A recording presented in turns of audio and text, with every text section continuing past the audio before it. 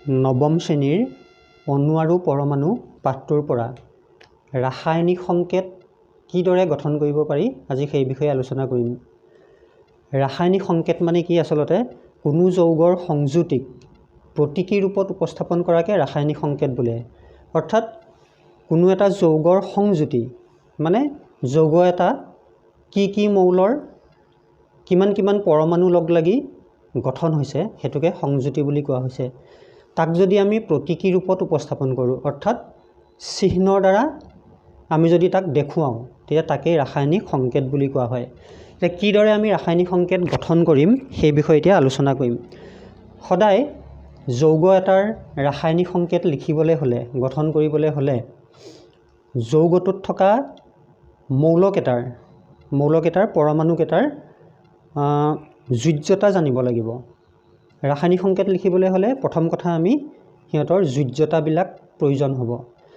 গতিকে উদাহৰণস্বৰূপে এটা লওঁ। প্ৰথমতে ধৰি লওঁ ছ'ডিয়াম ক্ল'ৰাইড। এইটো এটা যৌগৰ নাম ছ'ডিয়াম ক্ল'ৰাইড।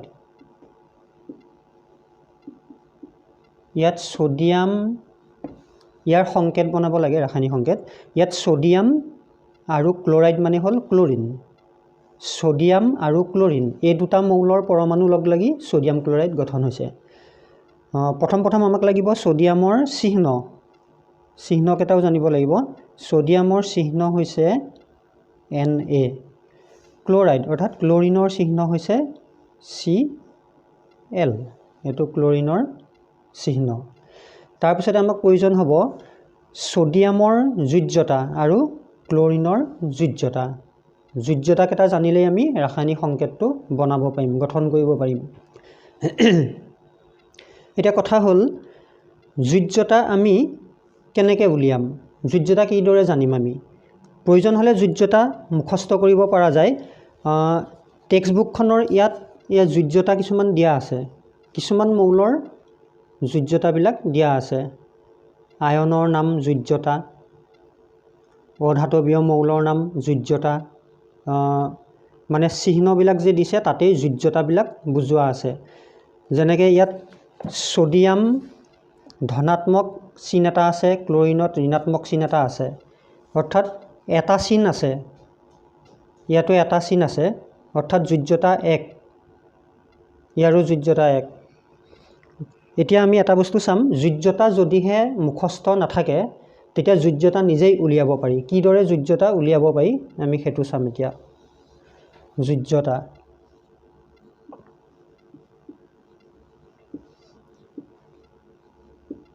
যোজ্যতা আমি কেনেকৈ উলিয়াব পাৰোঁ?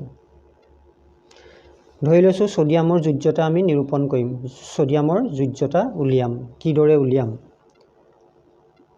আৰু এটা কথা, যোজ্যতা বুলি ক'লে আমি কি বুজোঁ বা যোজ্যতাৰ সংজ্ঞা কি? সহজভাৱে ক'বলৈ গ'লে মৌলৰ যোজন হ'ব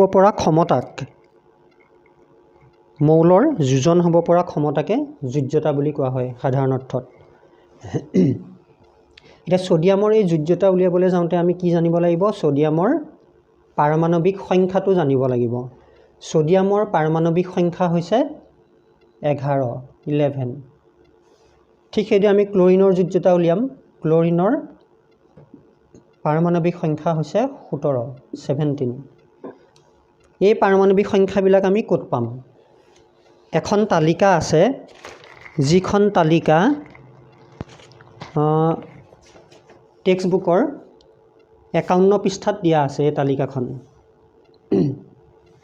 এই তালিকাখন চিৰিয়েলি যদি নামখিনি মুখস্থ ৰখা হয় একাদিক্ৰমে, তেতিয়া আমি যেনেকৈ এতিয়া ছ'ডিয়ামৰ 11 বুলি কৈছোঁ, ইয়াত চালে দেখা পোৱা যাব ছ'ডিয়ামটো 11 নম্বৰত পৰিছে। একাদিক্ৰমে যদি হিচাপ কৰা যায় ছ'ডিয়ামটো 11 নম্বৰত আছে, গতিকে তাৰ পাৰমাণৱিক সংখ্যা 11। ঠিক সেইদৰে ক্ল'ৰিনটো আমি যদি ইয়াত চাওঁ 17 নম্বৰত পৰিছে। ইয়াত একাদিক্ৰমে হিচাপ কৰি চালে ক্ল'ৰিনটো 17 নম্বৰত পোৱা যাব এইটো। গতিকে পৰাপক্ষত এই চাৰ্টখনৰ অৰ্থাৎ এখন পৰ্যাবৃত্ত তালিকা এখন পোৱা যায়। মৌলবিলাকক মানে একাদিক্ৰমে সজোৱা আছে। পাৰমাণৱিক সংখ্যাৰ বৰ্ধিত ক্ৰমত মৌলবিলাকক সজোৱা আছে। গতিকে ইয়াৰ পৰা যদি এইখিনি একাদিক্ৰমে মুখস্থ কৰি ল'ব পৰা যায় তেতিয়া যিকোনো এটা মৌলৰ এনেকৈ যোজ্যতাটো উলিয়াই ল'ব পৰা যায়। এতিয়া সোডিয়ামৰ পাৰমাণৱিক সংখ্যা 11 আমি কি কৰিম ইয়াৰ ইলেক্ট্ৰনীয় বিন্যাস উলিয়াম ইয়াৰো ইলেক্ট্ৰনীয় বিন্যাস উলিয়াম। ইলেক্ট্ৰনীয় বিন্যাস অৰ্থাৎ সোডিয়ামৰ পাৰমাণৱিক সংখ্যা 11 প্ৰটনৰ সংখ্যাও 11টা ইলেক্ট্ৰনৰ সংখ্যাও 11টা সেই ইলেক্ট্ৰনৰ সংখ্যা 11টা তাক আমি কেনেকৈ বনাম 2 8 1 অৰ্থাৎ এটোকে ইলেক্ট্ৰনীয় সজ্জা বুলি কোৱা হয়। অৰ্থাৎ 11টা ইলেক্ট্ৰন সোডিয়ামৰ পৰমাণু এটাত কিদৰে সজ্জিত হৈ থাকে পৰমাণুটোত থকা প্ৰথম খোলটোত প্ৰথম অৰবিটত 2টা ইলেক্ট্ৰন থাকিব 2 নম্বৰ অৰবিটত 8টা ইলেক্ট্ৰন থাকিব আৰু 3 নম্বৰ অৰবিটত 1টা ইলেক্ট্ৰন থাকিব। এই যিটো শেষৰ ইলেক্ট্ৰন ইয়াক আমি যোজক ইলেক্ট্ৰন বুলি কওঁ যোজক ইলেক্ট্ৰন আৰু এটোৱে হৈছে সোডিয়ামৰ যোজ্যতা। ঠিক এইদৰে ক্লোৰিনৰ পাৰমাণৱিক সংখ্যা 17 গতিকে ইয়াৰ প্ৰটনৰ সংখ্যাও 17 ইলেক্ট্ৰনৰ সংখ্যাও 17টা। এতিয়া ইলেক্ট্ৰনৰ ইলেক্ট্ৰনীয় সজ্জাটো আমি ইয়াৰ এনেকৈ উলিয়াম 2 8 7 হ'ব 2 8 10 10 7 17টা হৈ গ'ল। এতিয়া এই শেষত থকা যিটো ইলেক্ট্ৰনৰ সংখ্যা যোজক ইলেক্ট্ৰনৰ সংখ্যা এই সংখ্যাটোৰ পৰাই আমি যোজ্যতা উলিয়াব পাৰোঁ। সাধাৰণতে কি হয় যোজক ইলেক্ট্ৰনৰ সংখ্যা যদি 4তকৈ সৰু সংখ্যা হয় যেনেকৈ সোডিয়ামৰ ক্ষেত্ৰত এইটো 1 4তকৈ সৰু গতিকে ইয়াৰ যোজ্যতাও সেইটোৱে হয় 1 হয়। কিন্তু যদিহে যোজক ইলেক্ট্ৰনৰ সংখ্যাটো 4তকৈ ডাঙৰ সংখ্যা হয় তেতিয়া কিন্তু এটা নিয়ম আছে এই যোজক ইলেক্ট্ৰনটো 8ৰ পৰা বিয়োগ কৰি দিব লাগে 8 - 7 তেতিয়া কিমান পাম 1 গতিকে ক্লোৰিনৰ যোজ্যতাও 1 পালোঁ। যদিহে যোজক ইলেক্ট্ৰনৰ সংখ্যা 4তকৈ বেছি হয় মানে 4তকৈ যদি এইটো ডাঙৰ সংখ্যা হয় তেতিয়া আমি 8ৰ পৰা তাক বিয়োগ কৰি দিব লাগে সেইটোৱে তাৰ যোজ্যতা। গতিকে আমি গম পালোঁ সোডিয়ামৰ যোজ্যতা 1 ক্লোৰিনৰ যোজ্যতা 1। এতিয়া কি হ'ব এই দুইটা লগ লাগি পেলাই এনেকৈ হ'ব সোডিয়ামৰো 1 গতিকে 1 থাকিলে আমি নিলিখোঁ ক্লোৰিনৰো 1 দুইটাতে 1 1 হয় সংখ্যা 1 1 থাকিলে লিখা নহয় কিন্তু 2 3 4 বেলেগ হ'লে সংখ্যা লিখিব লাগিব। গতিকে এইটোৱেই হ'ল আমাৰ সোডিয়াম ক্লোৰাইডৰ ৰাসায়নিক সংকেত। ঠিক সেইদৰে আমি এবাৰ অন্য এটা যৌগ চাম যেনেকৈ সোডিয়াম অক্সাইড চাম। এবাৰ সোডিয়াম অক্সাইড ইয়াৰ ৰাসায়নিক সংকেত কিদৰে উলিয়াব পাৰিম নিয়ম একেই। প্ৰথমতে আমি যোজ্যতা উলিয়ালোঁ সোডিয়ামৰ গম পালোঁ 1 এবাৰ আমি অক্সিজেনৰ যোজ্যতা উলিয়াম। অক্সাইড আছে অক্সাইড মানে হ'ল অক্সিজেন আমি অক্সিজেনৰ পাৰমাণৱিক সংখ্যা পাম 8 গতিকে ইয়াৰ ইলেক্ট্ৰনীয় বিন্যাসটো হৈ যাব কি প্ৰথমতে সদায় 2টা থাকে তাৰপিছত মেক্সিমাম 8টা থাকে কিন্তু আমি ইয়াত যদি 8টা দি দিওঁ 8 2 10টা হৈ যাব আমাক 8টাহে লাগে গতিকে এটোত কেইটা আহিব 6টা আহিব 2 6 8 হৈ গ'ল। এতিয়া ইয়াত এইটো হৈছে যোজক ইলেক্ট্ৰন একেবাৰে শেষত থকা ইলেক্ট্ৰনৰ সংখ্যা যোজক ইলেক্ট্ৰন দেখিলোঁ যে যোজক ইলেক্ট্ৰনৰ সংখ্যা 8তকৈ বেছি 4তকৈ বেছি যোজক ইলেক্ট্ৰন 6টা আছে 4তকৈ বেছি ডাঙৰ সংখ্যা আছে গতিকে আমি কি কৰিম 8ৰ পৰা এইটো বিয়োগ দি দিব লাগিব 8 বিয়োগ 6 কিমান পাম 2 আমি গম পাই গ'লোঁ অক্সিজেনৰ যোজ্যতা 2। এতিয়া আমি কি কৰিম এইটো সোডিয়ামৰ চিহ্ন লিখিলোঁ অক্সিজেনৰ চিহ্ন লিখিলোঁ সোডিয়ামৰ যোজ্যতা পালোঁ 1 অক্সিজেনৰ যোজ্যতা পালোঁ আমি 2। এতিয়া আমি সংকেত ৰাসায়নিক সংকেতটো গঠন কৰোঁতে কি হ'ব সদায় যোজ্যতাকেইটা সলনি হৈ পেলাই বহে তাৰমানে এইটো কথা কৈছোঁ অক্সিজেনৰ যে 2 আছিলে যোজ্যতা সেইটো কিন্তু সোডিয়ামলৈ গুচি যাব সোডিয়ামৰ যে 1 আছিলে যোজ্যতা সেইটো কিন্তু অক্সিজেনলৈ গুচি যাব অৰ্থাৎ এনেকুৱা হ'ব সোডিয়ামলৈ 2 আহিল এইটো অক্সিজেনলৈ 1 গ'ল 1টো আমি নিলিখোঁ গতিকে Na2O এইটো হৈছে সোডিয়াম অক্সাইডৰ ৰাসায়নিক সংকেত। ঠিক সেইদৰে আমি অন্য কেইটামান যৌগ আমি এইদৰে চাব পাৰোঁ। আমি উদাহৰণ হিচাপে অন্য কেইটামান যৌগ লৈছোঁ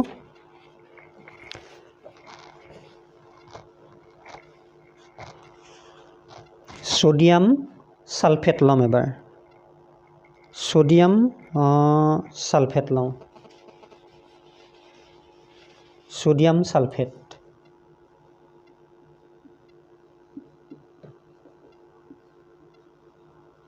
সোডিয়াম সালফেট এতিয়া আমাৰ এটা কথা আহিল সোডিয়ামৰ কাৰণে চিহ্ন Na লৈ ললো সালফেট সালফেট হৈছে এটা বহু পাৰমাণৱিক আয়নৰ এটা গোট বহু পাৰমাণৱিক আয়ন বুলি কোৱা হয় তাৰ মানে সালফেট এটা গ্ৰুপ এটা হয় সালফেটটো আমি এনেকৈ লিখো SO4 SO4 কিতাপখনৰ যোজ্যতা যে দিয়া আছিল মই এবাৰ দেখুৱাইছিলোঁ 37 পৃষ্ঠাত থকা ইয়াত যিবিলাক চিহ্ন আয়নৰ নাম অধাতৱীয় মৌলৰ নাম বহু পাৰমাণৱিক আয়নৰ নাম লগতে চিহ্নবিলাক দিয়া আছে ইয়াতে যোজ্যতাবিলাক দেখুওৱা হৈছে একেবাৰে শেষৰ ঘৰটোত যিখিনি আছে এমোনিয়াম এটো এটা বহু পাৰমাণৱিক আয়ন এটা গোট হয় এমোনিয়াম গোট NH4 তাত এটা প্লাস চিন এটা আছে ওপৰত অৰ্থাৎ ইয়াৰ যোজ্যতা 1 হয় এটা চিন আছে ঠিক সেইদৰে হাইড্ৰক্সাইড OH হাইড্ৰক্সাইডো সেইদৰে এটা বহু পাৰমাণৱিক আয়ন বা এটা থুপ এটা গোট এটা তাৰ এটা মাইনাস চিন আছে অৰ্থাৎ ইয়াৰ যোজ্যতা 1 হয় ঠিক সেইদৰে নাইট্ৰেট NO3 আছে এটা মাইনাস চিন গতিকে যোজ্যতা 1 হয় ঠিক সেইদৰে এটা দেখুৱা হৈছে ইয়াতে আমি দেখিছো এটো সালফেট SO4 ইয়াৰ ওপৰত 2 মাইনাস আছে অৰ্থাৎ 2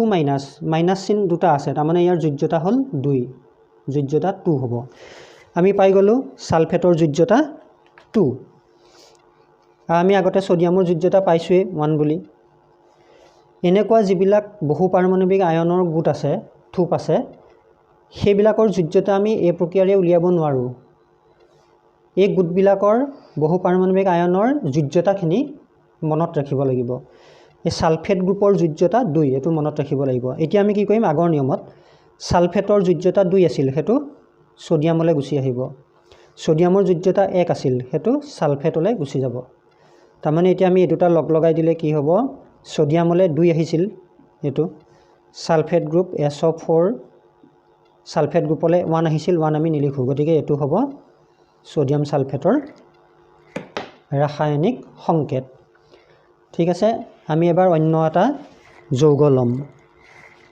এবাৰ আমি বেলেগ এটা যৌগ লওঁ যেনেকে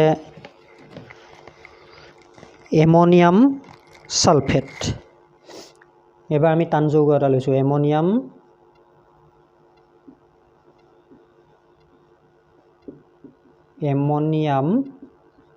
সালফেট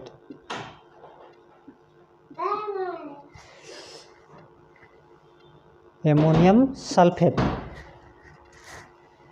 সালফেট লৈছো এমোনিয়ামটো এটা বহু পাৰমাণৱিক আয়ন হয় বহু তাৰ মানে আয়নৰ এটা গোট হয় থুপ হয় সালফেটটো সেইদৰে এটা আমি বহু পাৰমাণৱিক আয়ন গোট এটা হয় আমি পাইছোৱে সালফেটটো আমি লিখিছিলো SO4 ঠিক সেইদৰে এমোনিয়ামটো আছে NH4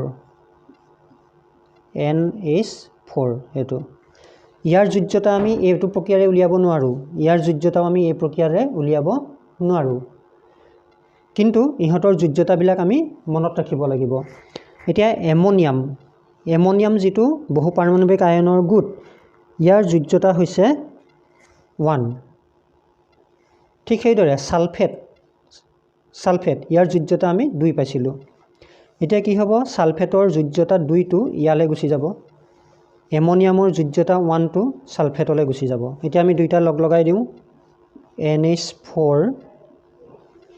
NH4 ইয়ালেতো 2 আহিব যোজ্যতা NH4 এই গোটেই গ্ৰুপটোতেই 2 টো আহি যাব ঠিক সেইদৰে সালফেট SO4 ইয়াৰ যোজ্যতা 1 আহিব 1 টো আমি নিলিখো গতিকে ইয়াৰ সংকেতটো ৰাসায়নিক সংকেতটো এইটো হ'ব সালফেটৰ যেটো 2 আছিল যোজ্যতা হেতু এমোনিয়াম গোটেই গ্ৰুপটোলৈকে আহি যাব গতিকে ব্ৰেকেট দি পেলাই আমি 2 দিব লাগিব এইদৰে আমি ৰাসায়নিক সংকেত লিখিব লাগে আমি শেষত আৰু এটা উদাহৰণ হিচাপে আৰু এটা ৰাসায়নিক সংকেত আৰু এটা বনাম এবাৰ লওঁ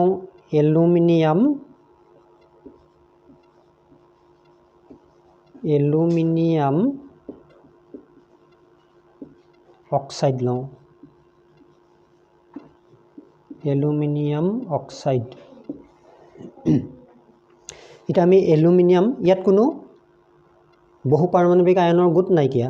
এলুমিনিয়াম এটা মৌল, আমি এলুমিনিয়াম এইটো লিখোঁ। অক্সাইড, অক্সাইড মানে হ'ল অক্সিজেন, এইটো লিখোঁ। অক্সিজেনৰ আমি যোজ্যতা 2 পাই থৈছোঁ, 2। এলুমিনিয়ামৰ যদি আমি যোজ্যতা উলিয়াওঁ আমি পাম 3। এলুমিনিয়ামৰ যোজ্যতা 3 পাম।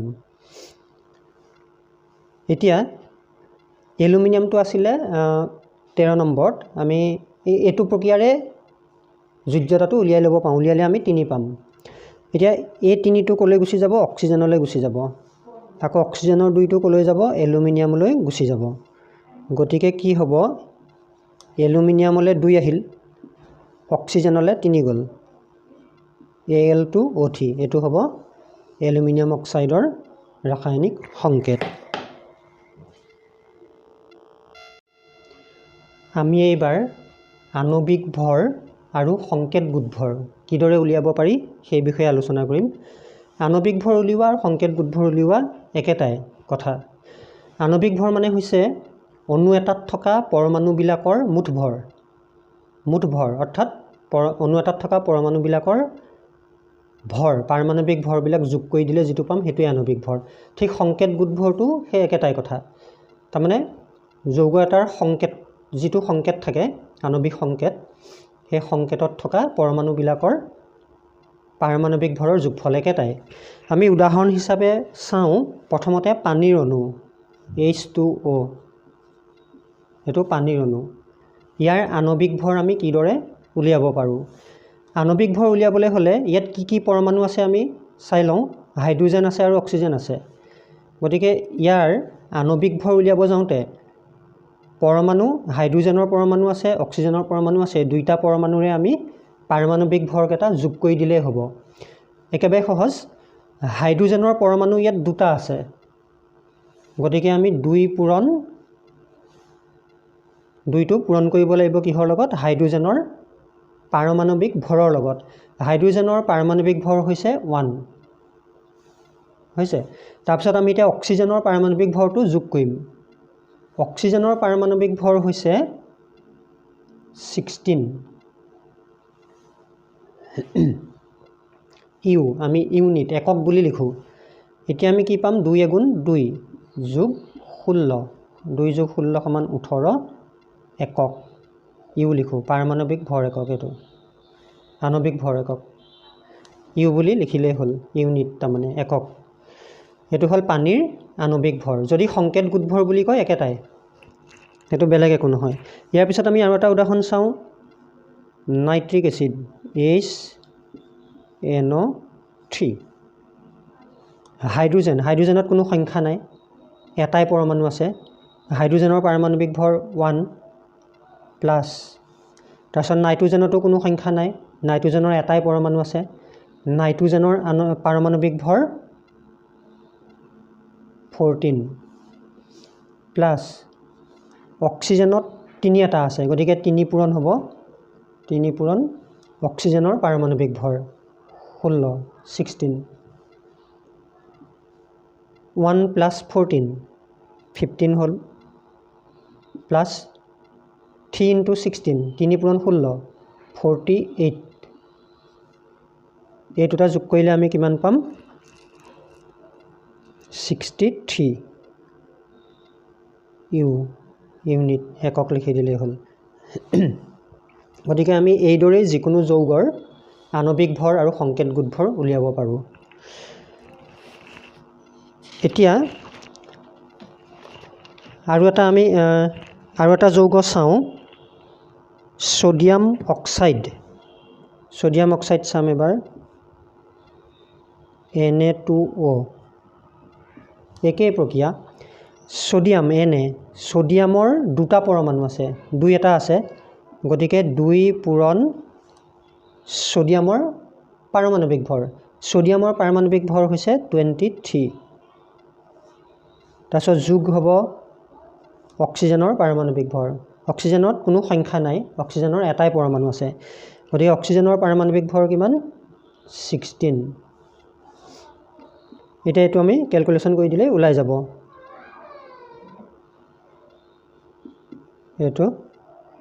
এই দুটা যোগ কৰি দিলে আমি পাম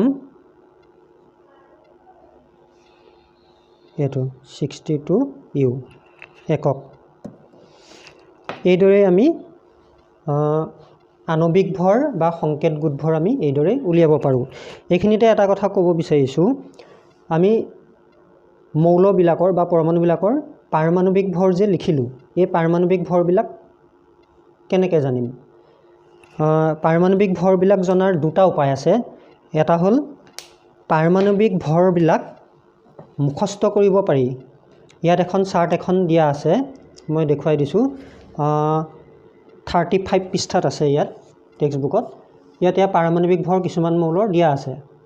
গতিকে এইবিলাক মুখস্থ ৰাখিব পাৰি। সেইদৰে ইয়াত অংকটো কৰিব পৰা যায়।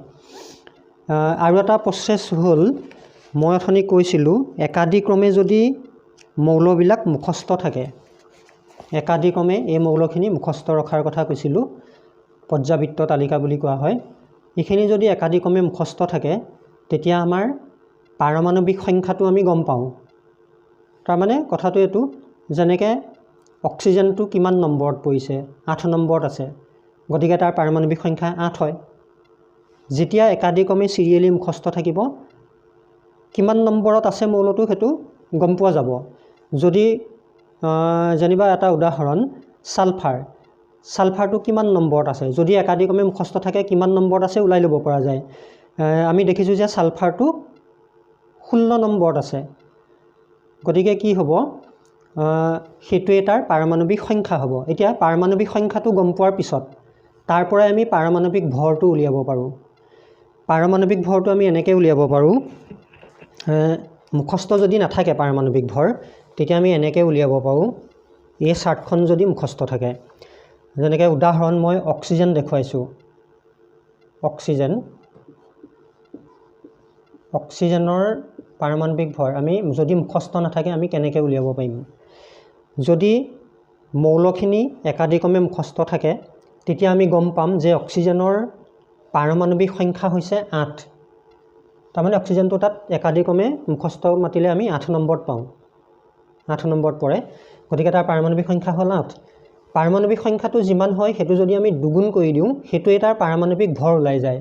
তাৰমানে এইটো যদি আমি দুগুণ কৰি দিওঁ, 8 দুগুণ 16, 16টো হৈছে অক্সিজেনৰ পাৰমাণৱিক ভৰ। ঠিক সেইটো আমি যিকোনো এটা মৌল উলিয়াব পাৰোঁ।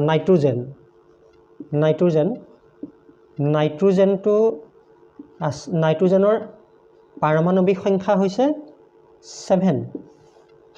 তাৰমানে এই চাৰ্টখন যদি চিৰিয়েলি মুখস্থ থাকে, পৰ্যাবৃত্ত তালিকা বুলি যে কৈছোঁ, একাদিক্ৰমে যদি মুখস্থ থাকে আমি নাইট্ৰোজেনটো 7 নম্বৰত পাম। এতিয়া সেইটো যদি আমি দুগুণ কৰি দিওঁ, সেইটোৱে তাৰ 7 দুগুণ 14, সেইটোৱে তাৰ পাৰমাণৱিক ভৰ হৈ যাব।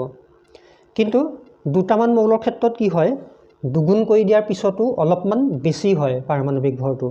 যেনেকৈ এটা উদাহৰণ ক্লৰিন চাইছোঁ।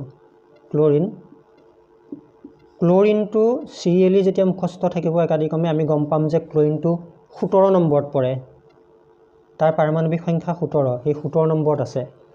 এতিয়া এইটো আমি দুগুণ কৰি দিলে হ'ব 17 দুগুণ 34। কিন্তু ক্লৰিনৰ পাৰমাণৱিক ভৰটো 34 নহয়, ইয়াতকৈ অলপ বেছি হয়, 1.5 এটা বেছি হয়। ইয়াৰ পাৰমাণৱিক ভৰটো হৈছে 35.5। সেইটো এনেকৈ দুটামান মৌলৰ ক্ষেত্ৰতহে কি হয়, দুগুণ কৰি দিয়াৰ পিছতো আৰু অলপমান বেছি হয় পাৰমাণৱিক ভৰটো। কিন্তু সৰহ সংখ্যক মৌলৰ ক্ষেত্ৰতে কি হয়, পাৰমাণৱিক সংখ্যাটো দুগুণ কৰি দিলে তাৰ পাৰমাণৱিক ভৰটো ওলাই যায়। আৰু পাৰমাণৱিক ভৰখিনি জানিলেই আণৱিক ভৰ আৰু সংকেত গোটভৰ উলিয়াই ল'ব পাৰি। এতিয়া আমি এই পাঠটোত থকা কেইটামান অংকৰ বিষয়ে আলোচনা কৰিম। এই অংকসমূহ বহুতেই টান পায়, কিন্তু একেবাৰে সহজ পদ্ধতিৰে মই বুজাই দিম। অংকখিনি পাৰিবলৈ হ'লে আমি দুটা কথা মনত ৰাখিব লাগিব। দুটা কথা মনত ৰাখিলে অংকখিনি পৰা যাব। এটা হৈছে এভগেড্ৰৰ ধ্ৰুৱকটো মনত ৰাখিবই লাগিব। এভগেড্ৰৰ ধ্ৰুৱকটো আছিলে 6.022 × 10⁻23। ইয়াত কিন্তু কোনো একক নাথাকে। অৰ্থাৎ এভগেড্ৰৰ ধ্ৰুৱক এই সংখ্যাটোৱে পৰমাণু বা অণুৰ বা কণিকাৰ সংখ্যা বুজায় কিমান আছে কোনো এটা যৌগত হওক কোনো এটা মৌলত হওক কিমান অণু আছে বা কিমানটা পৰমাণু আছে সেই সংখ্যাটো বুজায় এক মল অণু বা পৰমাণু এক মল অণু বা পৰমাণু সমান 6.022 ইনটু 10⁻23 টা অণু বা পৰমাণু তাৰমানে এইটোৱে বুজায় কোনো এটা মৌলৰ অণুত একমল অণু বা একমল পৰমাণুত কিমানটা অণু বা কিমানটা পৰমাণু থাকে 6.022 ইনটু 10⁻23 টা থাকিব সেইটোৱে বুজায় আৰু এটা আমি জানিব লাগিব এক মল বুলি যে কৈ আছোঁ ই কি বুজাই আছে এক মল অণু বা এক মল পৰমাণু ই কি বুজাই আছে ই বুজাই আছে আমি যিটো মৌলৰ কথা কৈ আছোঁ বা যিটো অণু পৰমাণুৰ কথা কৈ আছোঁ এক মল বুলি তাৰ ভৰটো বুজাব আণৱিক ভৰ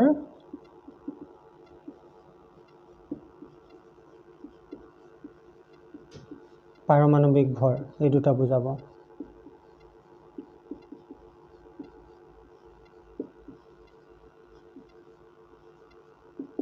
এই কথাটো মই আৰু অলপমান বুজাই দিছোঁ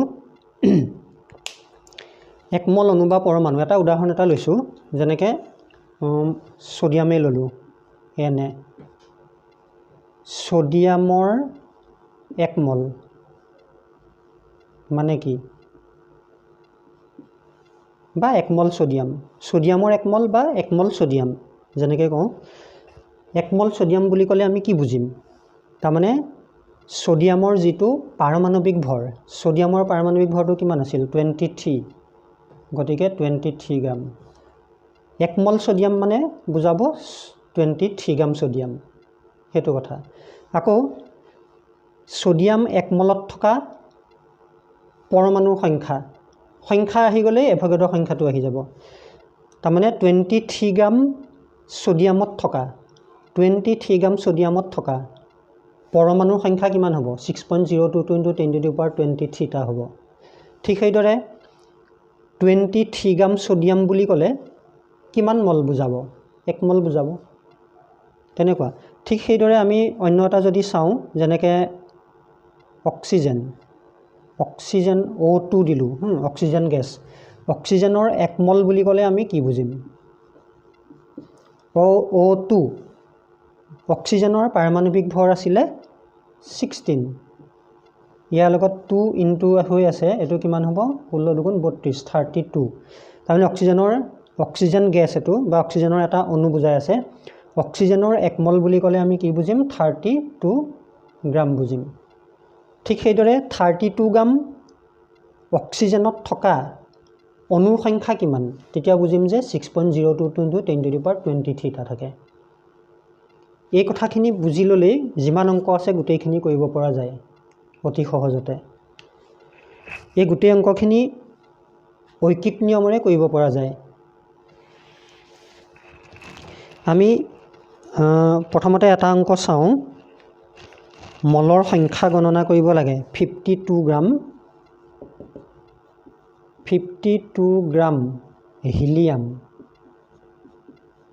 হিলিয়ামত থকা মলৰ সংখ্যা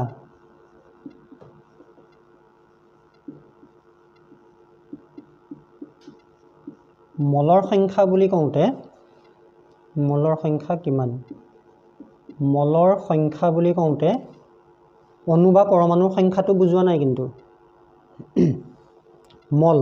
মল যে কৈছিলোঁ এইটো এক মল সেই মল বুজাই আছে এতিয়া আমাৰ কথা হ'ল 52 গ্ৰাম হিলিয়ামত থকা মলৰ সংখ্যা উলিয়াব লাগে কিমান মল হেতু উলিয়াব লাগে 52 গ্ৰাম হিলিয়াম মানে কিমান মল হেতু উলিয়াব লাগে তাৰ কাৰণে আমি জানিব লাগিব এটো গ্ৰাম ভৰৰ কথা আহিল হিলিয়ামৰ পাৰমাণবিক ভৰটো কিমান আমাক হেতু লাগিব হিলিয়ামৰ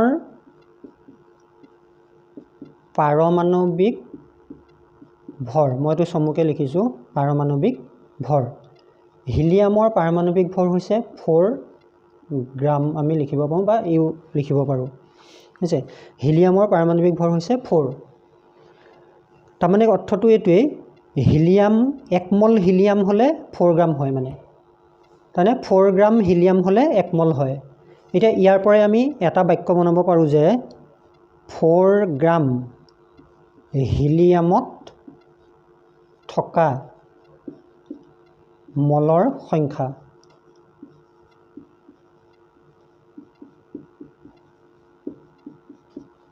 4 গ্ৰাম হিলিয়াম মানে কিমান মল আছিল 1 মল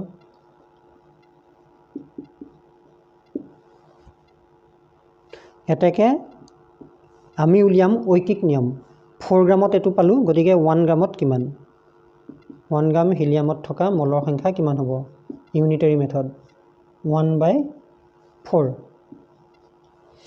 নেক্সট আমাক ওলাব দিছে কি 52 গ্ৰাম 52 গ্ৰাম হিলিয়ামত থকা মলৰ সংখ্যা কিমান 1/4 ইনটু 52 এটো ক্যালকুলেশন কৰি দিলে আমি কিমান পাম 4 13 গুণ 52 4 দিয়াক কাটি দিলা 13 ওলাই গল গতিকে 13 মল এটোই হৈছে উত্তৰ একেবাৰে সহজ এই কথা দুটা ভালদৰে বুজি পালে অংকবিলাক নিজৰ মতে কৰিব পাৰি কিতাপত যি পদ্ধতিৰে দিয়া আছে হেতু কোনো কথা নাই এনেকে ইউনিটাৰী মেথড অৰ্থাৎ ঐকিক নিয়মৰে অংকটো কৰি উলিয়াই দিব পৰা যায়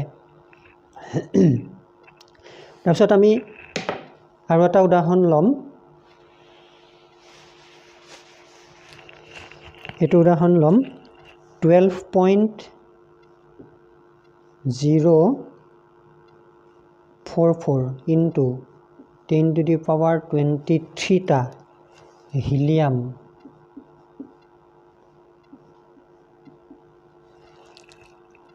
পৰমাণুত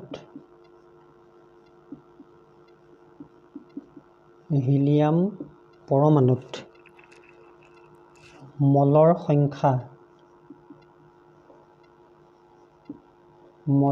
সংখ্যা কিমান হ'ব এবাৰ আমি এটো উলিয়াম ইয়াত যেহেতু এই সংখ্যাটো দিছে তাৰমানে ইয়াত আমাৰ এই সংখ্যাটোৰ কথা আহি যাব 12.044 into 10 to the power 23 টা হিলিয়াম পৰমাণুত মলৰ সংখ্যা কিমান মানে কিমান মল হয় 1 মল হয় নে 2 মল হয় নে কিমান মল হয় হেতু উলিয়াব লাগে এতিয়া আমি ইয়াৰ পৰা এটা কথা গম পাম যে 6.022 into 10 to the power 23 টা হিলিয়াম পৰমাণুত মলৰ সংখ্যা হ'ব 1 মল এটো আমি ইয়াত পাইছোই নহয় 1 মল অণু বা 1 মল পৰমাণুত কিমান থাকে 6.022 into 10 to the power 23 টা থাকে এই বাক্যটোকে আমি উলুটাকে লিখিব পাৰো যে 6.022 into 10 to the power 23 টা হিলিয়াম পৰমাণুত মলৰ সংখ্যা 1 মল হেতু কথাটো প্ৰথম বাক্যটো আমি তেনেকে বনাই ললো যে 6.022 into 10 to the power 23 টা হিলিয়াম পৰমাণুত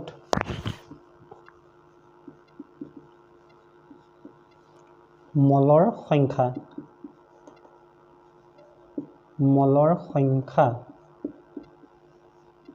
সমান 1 মল ঐকিক নিয়ম এটাকে আমি কি উলিয়াম এটো এক উলিয়াম এটা হিলিয়াম পৰমাণুত মলৰ সংখ্যা সমান 1/6.022 into 10 to the power 23 next আমাক ওলাব দিছে কিমান এটো 12.044 into 10 to the power 23 টা হিলিয়াম পৰমাণুত থকা মলৰ সংখ্যা এইটো আমি ক্যালকুলেশন কৰি উলাই দিলে হৈ গ'ল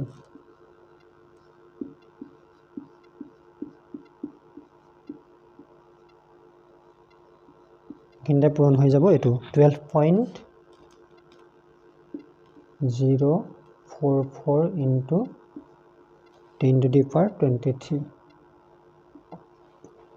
এতিয়া আমি দেখিলো এটো হৰ তলত থাকা এটো লব ওপৰত থাকা আমি কাটিব পাৰিম 10 to the power 23 10 to the power 23 এটোটা আমি কাটি দিব পাৰিলো এটোটা ক্যান্সেল আকৌ এটো 6.022 এটো হল 12.044 এটো দি এটোক আমি ডাইৰেক্ট কাটি দিলে 2 টাইমস গুছি যাব গতিকে আমি কিমান পালো 2 গুণ 2 এটো 2 মল এটাই উত্তৰ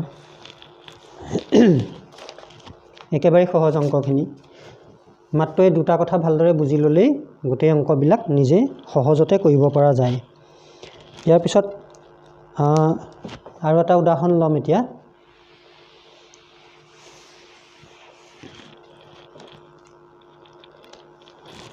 এটা লৈছো 0.5 মল 0.5 মল N2 অর্থাৎ নাইট্रोजन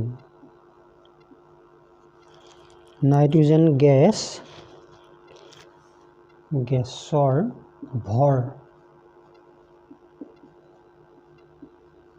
ভৰ গণনা কৰা মল আহিল আৰু ভৰৰ কথা আহিল ইয়াতে অণু সংখ্যা অণু বা পৰমাণু সংখ্যাৰ কথা আহা নাই এতিয়া আমি এটো চাম এটো নাইট্रोजन গ্যাস দিছে নাইট্रोजन গ্যাসৰ 1 মল হলেনো কিমান ভৰ হয় 1 মল হলে কিমান ভৰ হ'ব তাৰ মানে নাইট্रोजन গ্যাসৰ আমি কি উলিয়াম আণবিক ভৰটো উলিয়াই লম নাইট্रोजन গ্যাসৰ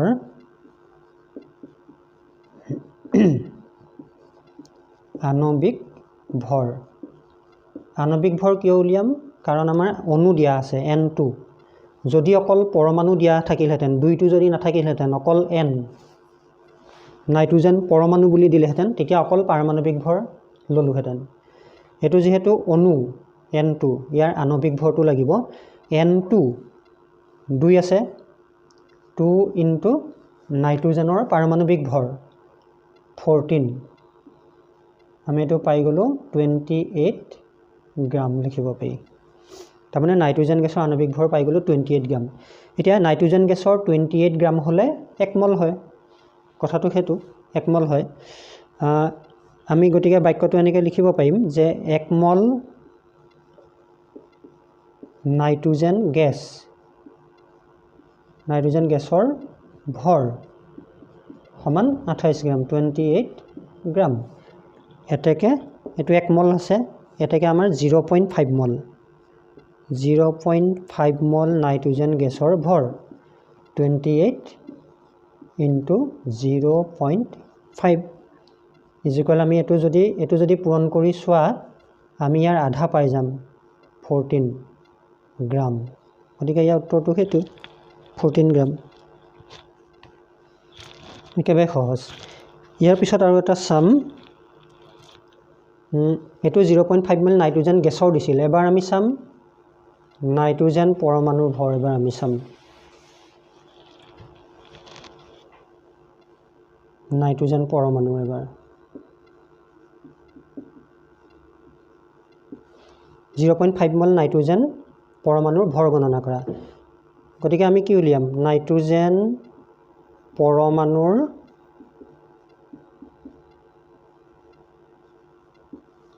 গতিকে ইয়াৰ পাৰমাণবিক ভৰ আমাৰ আণবিক ভৰ নহব মইতো সমুকে লিখিছো পাৰমাণবিক ভৰ নাইট্रोजনৰ পাৰমাণবিক ভৰ কিমান আছিল 14 আমি গ্ৰাম লিখিব পাও তাৰ মানে কি হল 14 গ্ৰাম নাইট্रोजन পৰমাণুত 1 মল হয় 1 মলত তাৰ মানে 14 গ্ৰাম থাকে অৰ্থাৎ 1 মল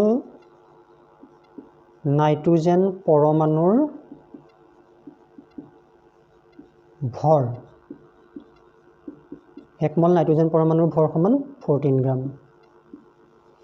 এটাকে আমাক উলিয়াবলৈ দিছে 0.5 0.5 মোল নাইট্ৰোজেন পৰমাণুৰ ভৰ সমান 14 × 0.5 এই দুটা যদি পূৰণ কৰি দিওঁ আমি 0.5 পূৰণ কৰা মানে কি আধা 0.5 মানে হ'ল আধা 1/2 গতিকে এইটো আধা হৈ যায় এইটো আমি ডাইৰেক্ট 7 গ্ৰাম পাই যাম এইটো উত্তৰ একেবাৰে সহজ ইয়াৰ পিছৰ এটা আকৌ এটা লওঁ আমি এবাৰ লৈছোঁ 3.011 into 10⁻23 টা নাইট্ৰোজেন পৰমাণু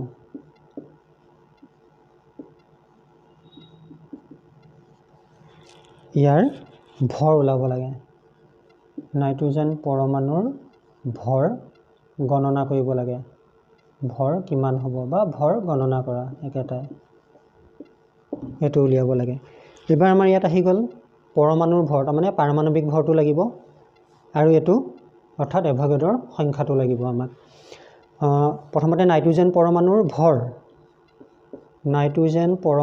ভৰ তাৰমানে পাৰমাণবিক ভৰ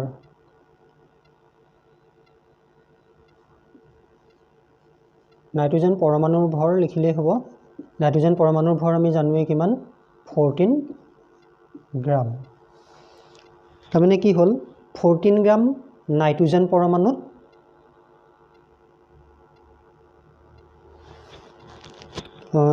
14 গ্ৰাম নাইট্ৰোজেন পৰমাণুত কিমানটা কণিকা থাকিব বা কিমানটা পৰমাণু থাকিব যে 6.022 × 10⁻23 টা থাকিব হেতু কথা তাৰমানে আমি এটো এনেকৈ লিখিব পাৰিম যে 6.022 × 10⁻23 টা নাইট্ৰোজেন পৰমাণুৰ ভৰ সমান কিমান হ'ব 14 গ্ৰাম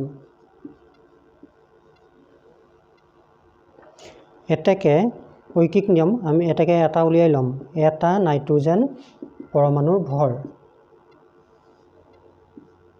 14/6.022 × 10⁻23 এটাকে আমাক উলিয়াবলৈ দিছে এটো 3.011 into 10⁻23 টা নাইট্ৰোজেন পৰমাণুৰ ভৰ উলিয়াব লাগে 14/6.022 into 10⁻23 into ইকণতে আহি যাব এটো 3.011 into 10⁻23 এটো আমি এটা 10⁻23 কাটিব পাওঁ 3.011 দি ইয়াক যদি কাটো ডাইৰেক্ট দুবাৰ গুচি যাব এতিয়া 2 দি আকৌ 14 কাটিব পাৰিম 2 দি 14 কাটিলে 2 7 গুণ 14 এটো আমি 7 পাই গলো 7 গ্ৰাম এটোই আমাৰ উত্তৰ একেবাৰে সহজ এবাৰ আমাক দিছে এবাৰ এটা ল'ব পাৰো যে এবাৰ এটা আমি ল'ব পাৰো এনেকে নাইট্ৰোজেন অণুৰ এটো আমি খলাই দিও এবাৰ প্ৰশ্নটো 6.022 এই 10⁻23 টা নাইট্ৰোজেন অণুৰ যদি নাইট্ৰোজেন অণুৰ যদি ভৰ ওলাব দিয়ে তেতিয়া আমি কি লম যে নাইট্ৰোজেন অণুৰ ভৰ লম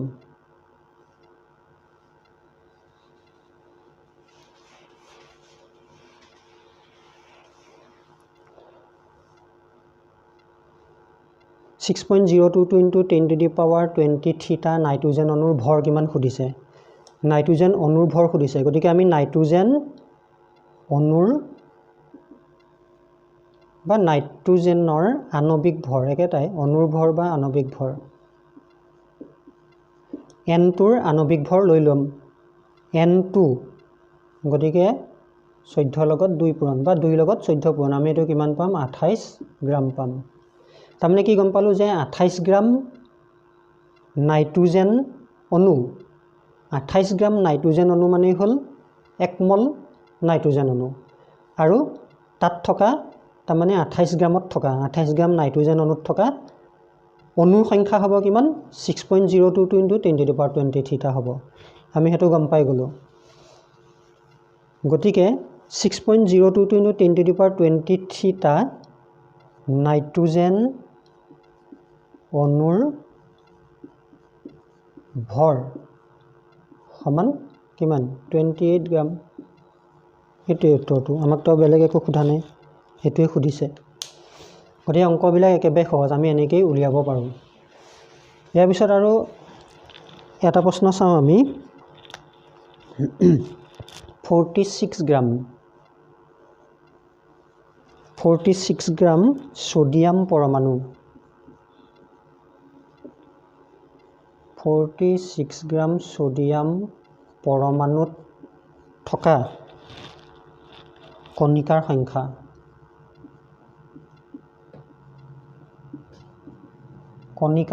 অৰ্থাৎ অণুৰ সংখ্যা বা পৰমাণুৰ সংখ্যা কণিকাৰ সংখ্যা উলিয়াব লাগে কণিকাৰ সংখ্যা কিমান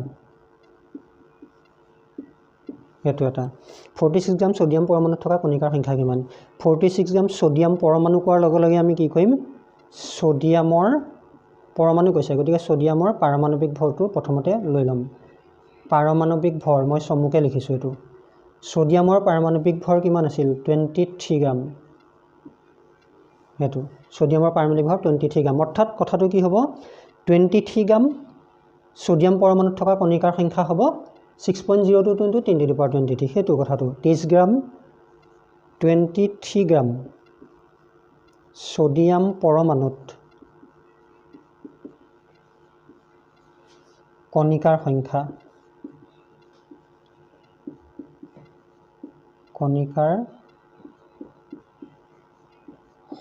সমান 6.022 × 10⁻23 টা ইমানটা থাকিব এটা আমি ঐকিক নিয়মত কৰিম এটাকে 1 গ্ৰাম সোডিয়াম পৰমাণুত থকা কণিকাৰ সংখ্যা সমান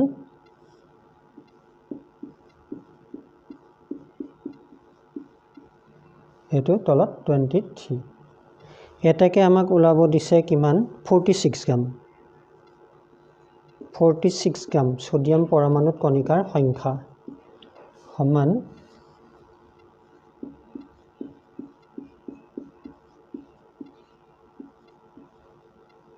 into 46 এটো আমি দেখা দেখি কি হৈ আছে 23 দি এক দুবাৰ গুছি যাব দুবাৰ গুছি গল এতিয়া কি হ'ব দুইটো আমি ইয়াৰ লগত পূৰণ কৰি দিলে কি পাম 12.044 এইটোটো থাকি যাব into 10⁻23 টা এটো উত্তৰটো কণিকাৰ সংখ্যা খুদিছিলে আমাক আমাৰ এটো ওলাই গল হৈছে তাৰ পিছত আমি আৰু এটা উদাহৰণ চাম এবাৰ আমি চাওঁ এটো এটা উদাহৰণে চাম শেষত 8 গ্ৰাম অক্সিজেন অণু O2 অণুত কণিকাৰ সংখ্যা কিমান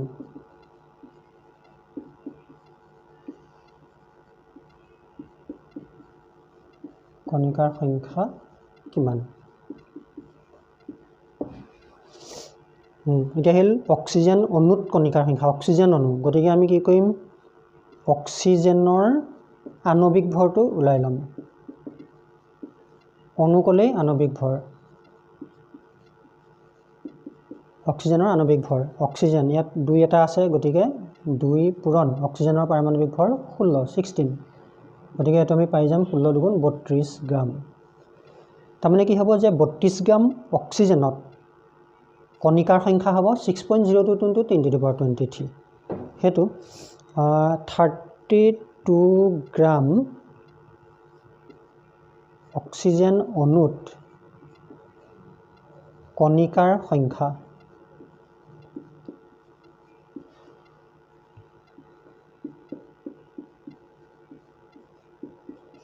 সমান 6.022 ইনটু 10 টু দি পাৱাৰ 20 থিটা। এতেকে আমি কি উলিয়াম 1 গ্ৰাম ঐকিক নিয়ম এটো unitary method 6.022 into 10 to the power 23 by 32 এতেকে আমি উলিয়াম 8 গ্ৰাম উলিয়াব দিছে আমাক।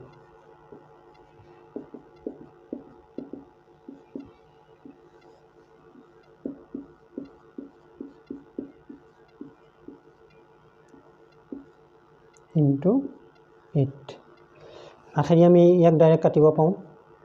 4 গুণ 32 4 টাইমছ গুচি গ'ল। 4 দি আমি ইয়াক কাটিব পাৰিম। ইয়াক কাটিলে আমি পাম 4 দি যদি ইয়াক কাটো 4 গুণ 4 4 5 গুণ 20 আমি এনেকুৱা এটা সংখ্যা পাই যাম।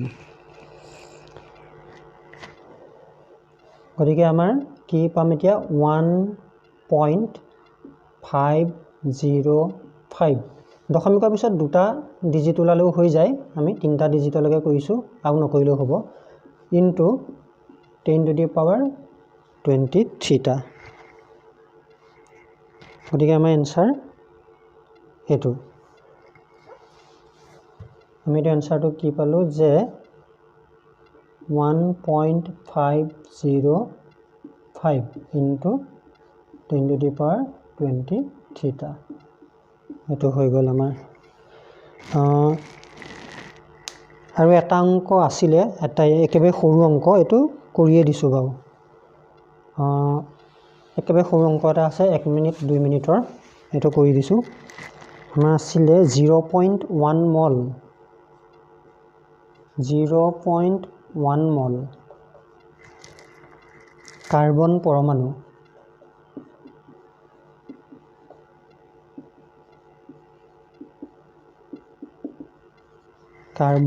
পৰমাণুত কণিকাৰ সংখ্যা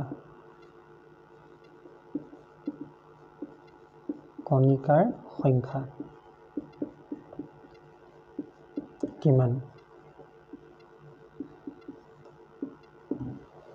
এতিয়া আমাৰ আহিল মল আহিল, ইয়াত ভৰৰ কথা দৰকাৰ নাই। মল আহিলে আৰু কণিকাৰ সংখ্যা এইটো আহিল। আমি চাম কাৰ্বন 1 মল কাৰ্বন। 1 মল কাৰ্বনত কণিকা কিমান থাকিব? 1 মলত কিমান থাকেনো? 1 মলত সদায় ইমানেই থাকে 6.022 10 টু দি পাৱাৰ 20 থিটা।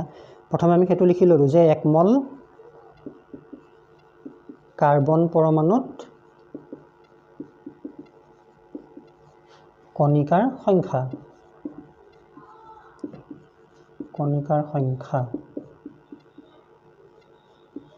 সমান 6.022 ইনটু 10 টু দি পাৱাৰ 20 থিটা।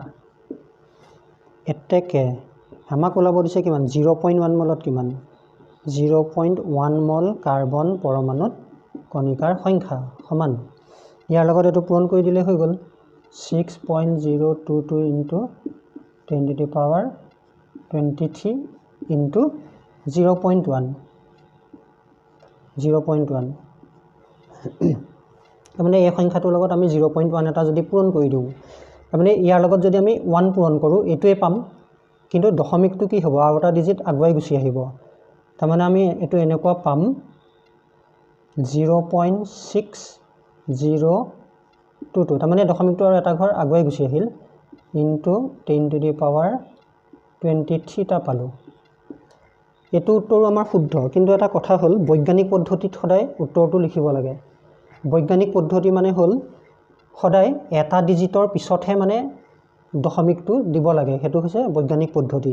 এতিয়া আমাৰ ইয়াত 10 টু দি পাৱাৰ 23 আছিলে, 10 আমাৰ কেইটা আছে? 23টা। ইয়াৰ পৰা এটা 10 যদি আমি লৈ আহি ইয়াৰ লগত পূৰণ কৰি দিওঁ, তেতিয়া ডেচিমেলটো আৰু এঘৰ দশমিকটো এঘৰ পিছুৱাইলৈ গুচি যাব, মানে 6.022 এই দশমিকটো এঘৰ পিছুৱাই এইখিনিলৈ গুচি যাব। ইনটু ইয়াৰ পৰা 10 এটা আমি ইয়াত পূৰণ কৰি দিলোঁতো, ইয়াত 10 এটা 10 এটা কমি যাব 22টা। সেইটোৱে উত্তৰটো। গতিকে একেবাৰে সহজ।